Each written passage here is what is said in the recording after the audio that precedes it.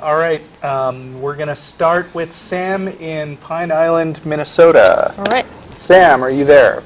Yeah. Hi. Is this Russell? This is Russell. What's up? So I want to know, like, why, if you have, like, a good reason to not believe in a God, or is it just that you don't have evidence? Well, I mean, generally not having evidence is a good reason not to believe in something. I mean, it's the same reason that we don't believe in UFOs or unicorns or fairies. It's not that there couldn't be those things. It's just that in order to start believing in something, you generally need good evidence.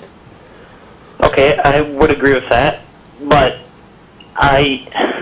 so then how would you assume everything came into existence?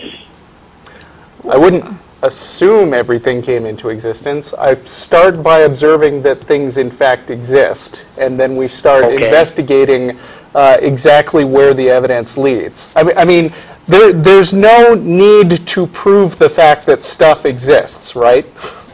Correct. Right. So, I mean, if you're trying to test a hypothesis like, well, there is an infinitely powerful being in another dimension who speaks words and makes these things appear, then you would try to come up with, like, observations that could support that. And if you don't find that sort of thing, then you would abandon that hypothesis and look for something else. So, so I mean, is this God idea testable is one question. Well, it is, in the sense that I'm a Bible-believing Christian, right. Jesus rising, all that, I would believe there's evidence for that. Okay. Even though you can't see that it happened, there's still that evidence, I think. Such as? Okay. Well, I mean, it's really accurate. I mean, everything it says is accurate, at least as what we found in science thus far. Such as? What's accurate, and what do you think supports your claim? Like, I think in Isaiah, that's Old Testament, okay. There's a verse describing just a simple thing, how the earth is round. And that, before that, that wasn't generally thought. They thought it was flat. Okay, look, anybody who stood on a high mountain could easily observe that the earth had a circular shape. Right. Okay. I mean, nobody would ever say that every single sentence in the Bible is false. And by the way, there are other verses people point to as indications that they didn't know the earth was spherical. But but regardless of that, it could say right there the earth is a sphere, and that wouldn't be any evidence for God. It would just be evidence that they got something right. I just think it's evidence that shows it's accurate, though. And there's many more. No, but what Russell is saying is, even if they got the one thing accurate, it doesn't mean that everything else in there is accurate. Well, there's a lot of things in there that are accurate, and if you find a lot of things that so are far accurate, you haven't said anything that blows my socks off. Is there something about God that can be pointed to as definitely accurate? Well, before Jesus got arrested, it described him as sweating blood. That's an actual medical term, disease type thing that's happened today. So the people who sweat blood today as a medical term are it's rare, but it actually, and I think that's just one example of many that shows it can be accurate. Okay, even if that claim were true, how does that prove anything about the divinity of Jesus or any of the truth of any of the other things? It just shows that the scriptures itself are accurate. If you can it actually doesn't. It shows that the scriptures contain at least some accurate sentences. Okay. It doesn't show that the scriptures as a whole are accurate. Or that it contains a claim that could be plausible if you could demonstrate that, first of all, Jesus was an historical person and he had this medical condition that you claim causes people to sweat blood. And you haven't demonstrated either of those. Right. The Hitchhiker's Guide to the Galaxy also contains sentences which are accurate. But, I mean, you know, there are some things about space, it says, that are not completely silly. But that doesn't mean that any of the other stuff happened. But then how do you explain, like, archaeological discoveries they found about the Bible that also show accuracy? Such as? Well, and Solomon, he had many chariots and stuff, and he had a metal refinery manufacturing, and they've discovered that. They've excavated that. I'm not really familiar with that one. Yeah, Are you? I'm a little skeptical of that, but even if they did discover that somebody, during the time when Solomon was supposedly, you know, the king or whatever, Yeah, king. even if they had evidence that he had a metal refinery, that doesn't demonstrate that there's anything supernatural going on Yeah, here. I mean, Lots was of it people a had metal magic refineries. refinery?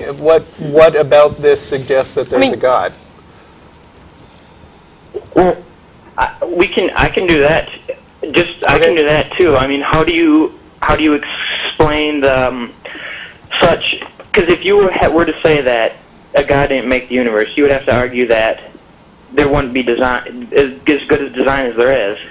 What makes you think there's a good design?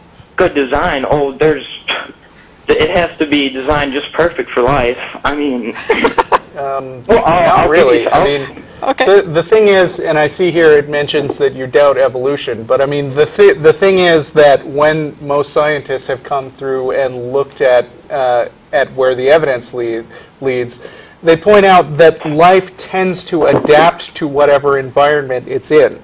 And, you know, there's a lot of empty space in the universe that doesn't actually have any life in it, but the life that we have here tends to be, you know, suited to the place that it's in, and that's not because the place was specially designed to have life in it. It's because, you know, it's because life that didn't adapt to where it's at died. So, I mean, none of that still is magical.